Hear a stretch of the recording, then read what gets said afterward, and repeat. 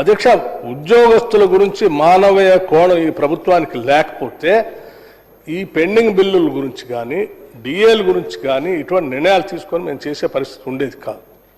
మానవీయ కోణం ఉన్నది కాబట్టే ప్రతి నెల వాళ్ళు కట్టుకోవాల్సినటువంటి ఈఎంఐలు, లోన్లు తీసుకున్నటువంటి వాటన్నిటికీ ఫస్ట్ తారీఖు నాడు జీతాలు రాకపోతే బ్యాంకుల్లో డిఫాల్టర్స్గా మారి అది బ్యాడ్ అకౌంట్స్గా మారి ఇంట్రెస్ట్లు విపరీతంగా పెరిగిపోయి వాళ్ళకి ఇచ్చినటువంటి లోన్లు కూడా ఆగిపోతున్నటువంటి దృష్టిని అర్థం చేసుకొని ప్రతి నెల టెన్షన్గా మొదటి తారీఖు నాడు వాళ్ళకి జీతాలు వచ్చేటట్టుగా చేస్తా ఉన్నాం.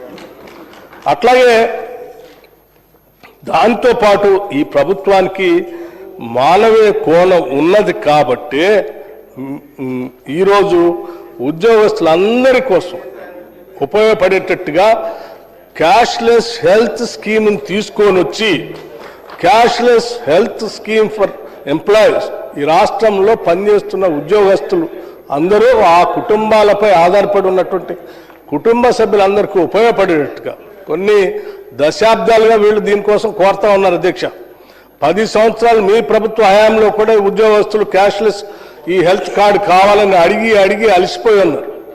కానీ మేము ఈరోజు ఒక విధానపరమైన నిర్ణయం తీసుకొని ఉద్యోగస్తుల కోసం దాన్ని ప్రకటించి అమలు చేయబోతా ఉన్నాం. అట్లాగే ప్రమాదవశాత్తు ఉద్యోగస్తులు